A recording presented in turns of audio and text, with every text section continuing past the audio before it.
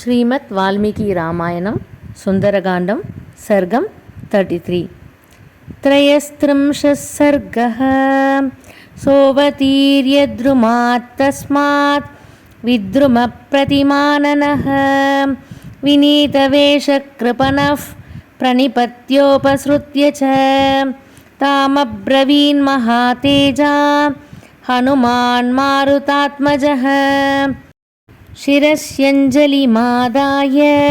शीतायां मधुरया गिरां कानुबत्मफला साक्षी क्लिष्टकौशेयवासिनी द्रुमस्य शाखामालम्ब्य दिष्टसि त्वमनिन्दिते किमर्थं तव नेत्राभ्यां वारिस्रवति शोकजं पुण्डरीकपलाशाभ्यां विप्रकीर्णमिवोदकं सुराणाम् असुराणां वा नागगन्धर्वरक्षसां यक्षाणां किन्नराणां वा का त्वं भवसि शोभने का त्वं भवति रुद्राणां मरुतां वा वरानने वसूनां वा वरारोहे देवता प्रतिभासि मे किन्नु चन्द्रमसाहीना पतिता विभुतालयात् रोहिणी ज्योतिषां श्रेष्ठा श्रेष्ठा सर्वगुणान्विता का त्वं भवसि कल्याणी त्वमनिन्दितलोचने को वा त्वा यदि वा मोहात् भर्तारम् असि क्षणे वसिष्ठं कोपयित्वा त्वं नासि कल्याण्यरुन्धती को नु पुत्रः पिता भ्राता भर्ता वा ते सुमध्यमे अस्माल्लोकादमुं लोकं गतं त्वमनुशोचसि रोदनादति निःश्वासात् भूमिसंस्पर्शनादपि न त्वां देवीमहं मन्ये राज्ञः संज्ञावधारणात् व्यजनानि च ते यानि लक्षणानि च लक्षये महिषी भूमिपालस्य राजकन्यासि मे मता रावणेन जनस्थानात् बलादपहृता यदि सीता त्वमसि भद्रं ते तन्ममाचक्ष्वपृच्छतः यथा हि तव वैदैन्यं रूपं चाप्यतिमानुषं तपसा चान्वितो वेशस्त्वं राममहिषी ध्रुवम् सा तस्य वचनं श्रुत्वा रामकीर्तनहर्षिता उवाच वाक्यं वैदेही हनुमन्तं द्रुमाश्रितम् पृथिव्यां राजसिंहानां मुख्यस्य विदितात्मनः स्नुषा दशरथस्याहं शत्रुसैन्यप्रतापिनः दुहिता जनकस्याहं वैदेहस्य महात्मनः सीता च नाम्नाहं भार्या रामस्य धीमतः समाद्वादश तत्राहं राघवस्य निवेशने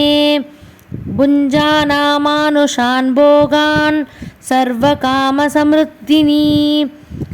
तत्र त्रयोदशे वर्षे राज्येनेक्ष्वाकुनन्दनम् अभिषेचयितुं राजा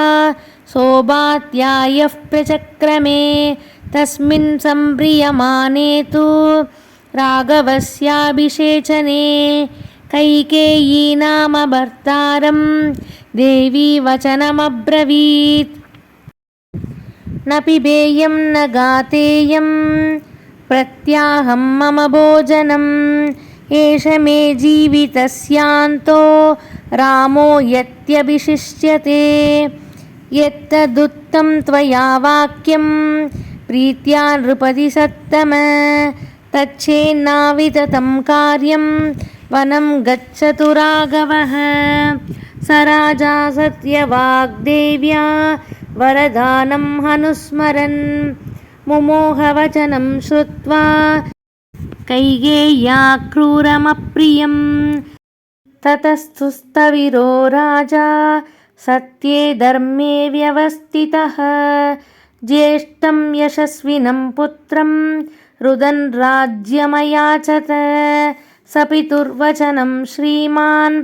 अभिषेकात् परं प्रियं मनसा पूर्वमासाद्य वाचा प्रतिगृहीतवान् दद्यान्न प्रतिगृह्णीयान् न ब्रूयात् किञ्चित् प्रियम् अपि जीवितहेतोर्वा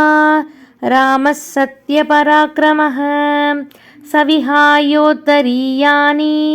महार्हानि महायशाः विसृज्य मनसा राज्यं जनन्यै मां समादिशत् साहं तस्याक्रदस्तूर्णं प्रस्थिता वनचारिणी न हि मे तेन हीनाया वासस्वर्गेऽपि रोचते प्रागेव तु महाभागस् सौमित्रिर्मित्रनन्दनः पूर्वजस्यानुयात्रार्थे द्रुमचीरैरलङ्कृतः ते वयं भर्तुरादेशं बहुमान्यदृढव्रताः प्रविष्टास्म पुरा दृष्टं वनं गम्भीरदर्शनं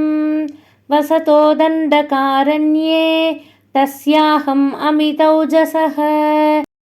रक्षसापहृता भार्या रावणेन दुरात्मना द्वौ मासौ तेन मे कालो जीवितानुग्रहः कृतः ऊर्ध्वं द्वाभ्यां तु मासाभ्यां ततस्त्यक्ष्यामि जीवितम् इति श्रीमद् रामायणे सुन्दरकाण्डे 33 सर्गः।